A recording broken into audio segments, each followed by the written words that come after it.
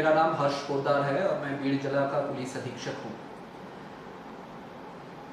आज कुछ महत्वपूर्ण बातें हैं जिसके बारे में मैं आप सबके साथ चर्चा करना चाहता हूँ, बीड़ वासियों के साथ, बीड़ के नागरिक गण के साथ। सबसे पहला मुद्दा है वाहनों के बारे में। आप लोगों को मालूम है कि अब पूरे देश में और राज्य और अपने जिला में हम लोग तीसरे लॉकडाउन के स्थिति में हैं। इस दौरान पिछले 2-3 दिनों से विविध प्रकार के तकरार आ रहे हैं कि पुलिस जो है वो वाहनों पर गुना दाखिल कर रही है या फिर उन्हें जब्त की जा रही है, या तो कर्फ्यू के समय या फिर कर्फ्यू के रिलैक्सेशन के दौरान। मैं इस बारे में जिला की जो पॉलिसी है उसके बारे में अत्यंत स्पष्ट रूप से आपको बता देना चाहता हूँ। 26/3/2020 और 20/4/2020 को जो ऑर्डर्स निकले हैं उसके मुताबिक अपने जिला में प्राइवेट खासगी 2 व्हीलर और 4 व्हीलर्स को पाबंद किया गया है।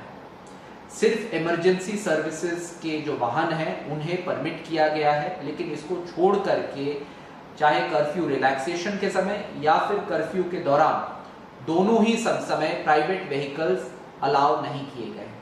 इसके साथ साथ किसी भी प्रकार के पब्लिक ट्रांसपोर्ट को भी परवानगी नहीं दी गई। इसमें ऑटोज भी इंक्लूडेड है। पिछले 3-4 दिनों से जो कार्रवाई की जा रही है वो इन आदेशों की अनुपालन के लिए की जा रही है। बीड़ के वासियों से मेरी ये आपसे अनुरोध है कि ये जो सख्ती है वो इस वजह से की जा रही है क्योंकि आपको भी मालूम है कि 3 मई से अपने जिला में हजारों की संख्या में बाहर से के जो अटके हुए लोग हैं वो आ रहे हैं।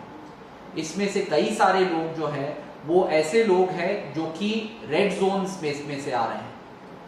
ये जो लोग अपने जिला में आ रहे हैं इस दौरान खास तौर से हमारी ये जिम्मेदारी बनती है कि कहीं पे भी हम गर्दी न करें, जिसके वजह से ये जो लोग आ रहे हैं इसमें से अगर कोई भी इन्फेक्टेड आदमी है तो उसके वजह से पूरे जिला में ये महामारी जो है वो फैल जाए। ये सख्ती इस दौरान प्रशासन के तरफ से इस वजह से की जा रही है ताकि आपको सुरक्षित रखा जा सके इस समय जबकि अपने जिला में बाहर के हजारों के संख्या में लोगों की प्रवेश हुई। इस समय सावधानी बरतना अत्यंत आवश्यक है, नहीं तो फिर प्रॉब्लम वही होगा कि बाहर से एकाध आदमी भी इन्फेक्टेड अगर आया और गर्दी के दौरान वो बाहर निकला, उसके वजह से जिला में महामारी फैल सकती है। इसे रोकने का एक अंश जो है वो ये है कि खासगी वाहनों को रोका जाए और इस वजह से इन्हें सीज करके गुना दाखिल किया जा रहा है जिला के रूल्स के मुताबिक। इसको छोड़ करके ये भी सवाल उठे हैं कि कुछ ऐसी गाड़ियां सीज हो रही हैं जिसमें कि मेडिकल पेशेंट्स। मैं आपको ये बताना चाहता हूं कि किसी भी जिला के पुलिस प्रशासन को उसी रूप से सोचना आवश्यक है जिस रूप से वो लोग सोचते हैं जो कि कायदा का उल्लंघन करते हैं। पिछले 3 या 4 दिनों में ही कई सारे ऐसे केसेस हुए हैं जिसमें कि लोग बाहर निकले हैं अपने प्राइवेट व्हीकल्स, अपने खासगी गाड़ियों पर पुराना मेडिकल रिकॉर्ड्स लेकर के। ये जो लोग हैं उनका यही प्रयत्न है कि घर में जो मेरे मेडिकल फाइल में जो भी पेपर्स हैं वो लेकर के मैं किसी बहाने से बाहर निकलूं। उन्हें किसी डॉक्टर के पास नहीं जाना है, किसी हॉस्पिटल के पास नहीं जाना है, लेकिन घर में उनके पुराने जो ट्रीटमेंट के पेपर्स हैं वो लेकर के वो बाहर निकल करके उसे इस प्रकार से यूज कर रहे हैं जैसे कि वो एक पास। जाहिर सी बात है कि जहां पर एक जेन्युइन मेडिकल इमरजेंसी है, किसी व्यक्ति को अगर हृदय विकार हुआ है, हार्ट अटैक हुआ है या फिर किसी व्यक्ति को भारी रूप से कोई जख्म हुआ है और उसे तुरंत पहुंचाना है हॉस्पिटल, ऐसे स्थिति में किसी भी पुलिस कर्मचारी या अधिकारी को यह परवानगी नहीं है कि वो उस व्यक्ति को अस्पताल पहुंचने से रोके।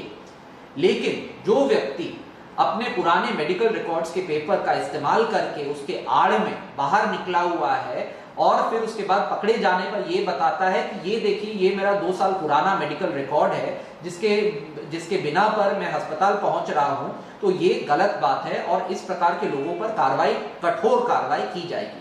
इस वजह से की जाएगी क्योंकि इन्हें लगता है कि ये प्रशासन को किसी प्रकार से बेवकूफ बना करके अपने पूरे समाज, अपने जिला का जो धोखा का स्तर है उसे बढ़ा देंगे। ये कतई भी टॉलरेट नहीं किया जाए।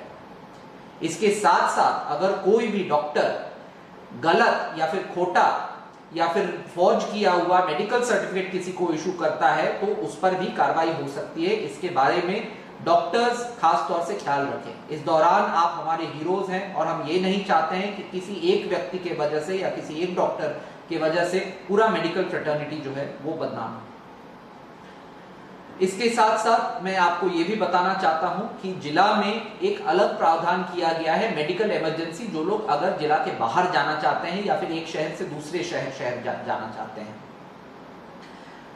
एक प्रेस नोट इशू किया गया है जिसमें कि श्री संतोष धर्माधिकारी, श्री श्रीकांत रत्नपारखी और श्री इसाकुद्दीन पाशा, इनको निम्नुक किया गया है मेडिकल इमरजेंसी के पासेज इशू करने के लिए। अगर किसी व्यक्ति को भीड़ से अंबेजोगाई जाना है या फिर अंबेजोगाई से माजलगांव जाना है और जिला में उसे प्रवास करने की आवश्यकता है तो वो मेडिकल इमरजेंसी का पास लेकर के प्रवास जरूर कर सकता है।